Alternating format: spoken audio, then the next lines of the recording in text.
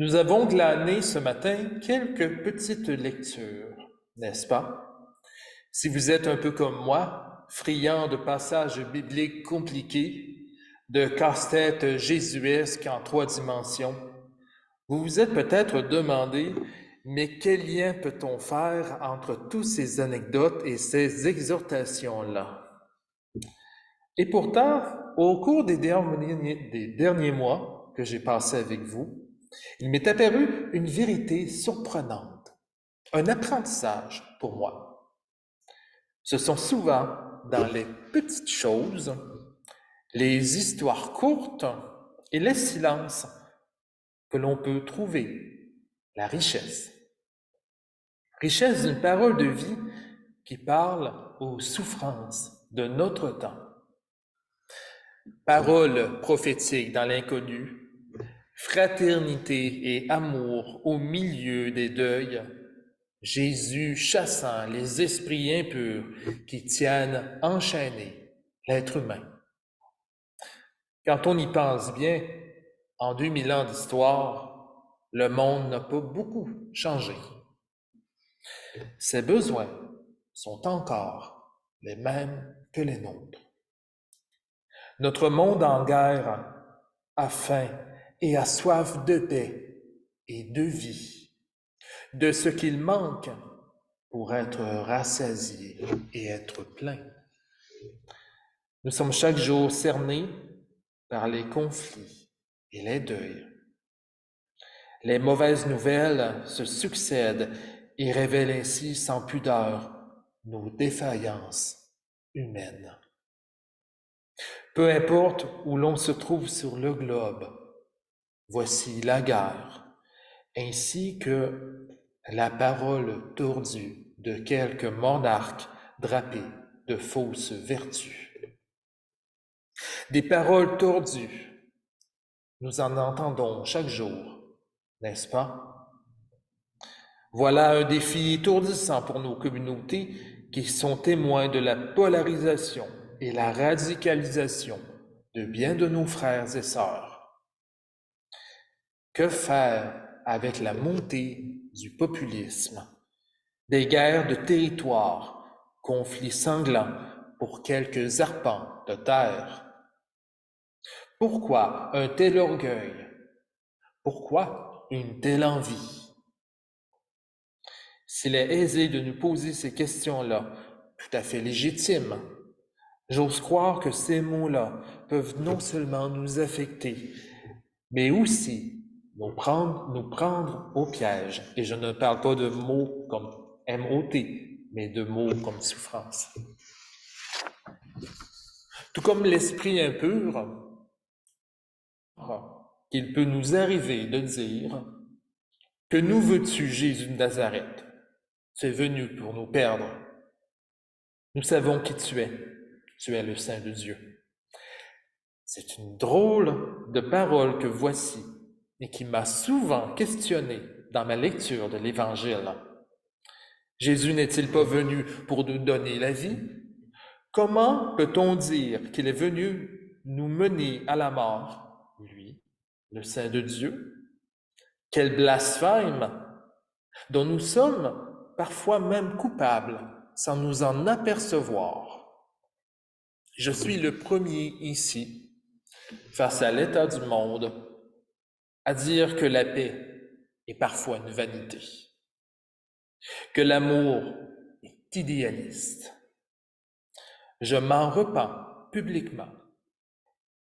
Dans la colère qui me possède parfois, dans l'esprit dans lequel je me trouve face au monde, il m'arrive de ne plus entendre la parole de Dieu comme une libération, mais comme une perdition. Où est-ce que mes habitudes sont chambranlées? Je réagis à l'Évangile selon mes habitudes, selon mes perspectives qui s'effondrent.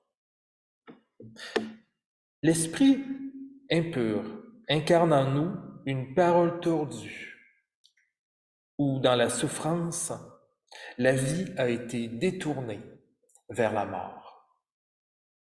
Son souffle en est un qui est saturé de souffrance.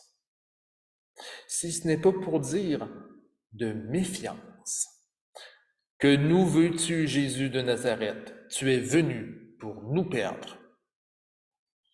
Tu n'es pas venu pour nous libérer, mais nous faire périr dans le désert.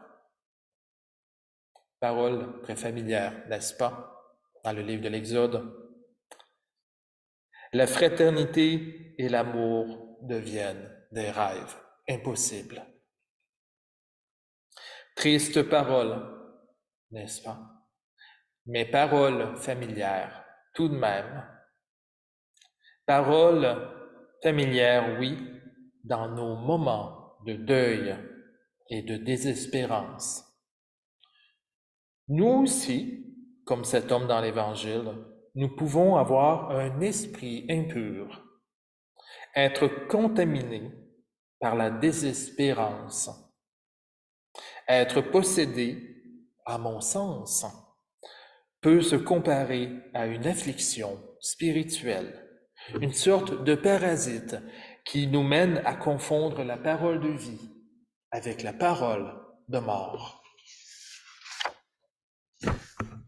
Mais, loué soit Dieu, il existe un antidote à notre désespérance. Un remède tout de même surprenant dans la mesure où il ne se trouve pas seulement à l'extérieur de nous, dans notre prochain, mais aussi en nous-mêmes, en notre cœur. Dieu, dans toute sa sagesse, nous a accordé une sorte de petite cellule d'espérance que l'on peut cultiver, mais aussi échanger avec nos prochains. Pour nous guérir, pour étancher notre soif de justice et de paix, pourrait-il y avoir quelque chose de plus puissant que la grâce de Dieu? Grâce communiquée par la parole, ainsi que, par extension, l'amour par lequel naît la fraternité. Vous et moi avons reçu le don de la parole prophétique, un don qui, comme vous le savez, ne sert pas tant à prédire l'avenir qu'à communiquer la présence de Dieu parmi nous et dans ce monde. Une présence qui nous travaille de l'intérieur et nous rappelle l'amour et la vie auquel nous sommes toutes et tous promis. Oui, prophétiser vient avec une grande responsabilité, car c'est de l'amour que dépend le devenir. De la haine et du soupçon, rien ne peut advenir, sinon la mort. Certes, les plans de Dieu nous sont bien souvent inconnus et peuvent même être inquiétants pour nos petits souhaits, nos habitudes. Toutefois, jamais ceux-ci nous condamnent. Les plans de Dieu ne mènent jamais à la mort. Il nous invite plutôt à nous réformer et à garder l'espérance en cet horizon inconnu qu'est la vie. Prophétiser, c'est avant tout aimer. Vivre et communiquer cet amour dans la sincérité et la simplicité.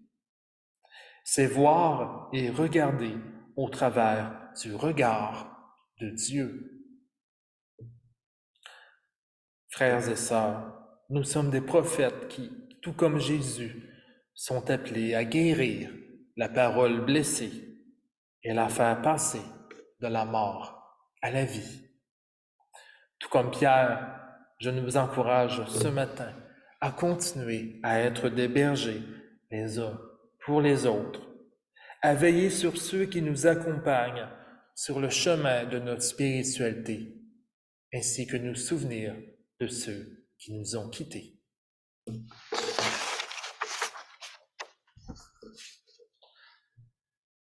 Bref, perdurons dans cette mission que le Seigneur nous a tous donnée Continuons à déceler les dangers, à prêcher l'Évangile, à croire au royaume d'aujourd'hui et de demain,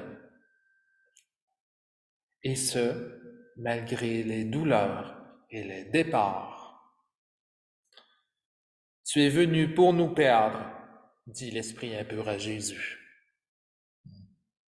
Et à ce dernier de répondre un jour, dans l'Évangile selon Jean, non. Moi, je suis venu afin que les brebis aient la vie et qu'elle l'ait en abondance. Grâce soit rendue à Dieu qui, dans nos vies comme dans nos morts, veille sur chacun de nous. Loué soit-il pour cet horizon d'éternité, royaume de paix et de fraternité que nous pouvons vivre en ce moment même. Soyons guérisseurs les uns pour les autres. Accueillons-nous malgré les esprits impurs qui peuvent parfois nous posséder. Donnons-nous à l'amour, dans la simplicité, même dans la misère. Loué sois-tu, Seigneur Jésus.